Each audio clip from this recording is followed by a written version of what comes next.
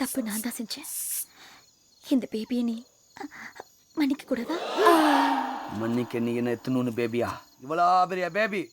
Program no chance. First double sound, அதுக்கப்புறம் single sound. சும்மா டபா. அப்ப நான் ஒரு முடிவு பண்ணிட்டேன்.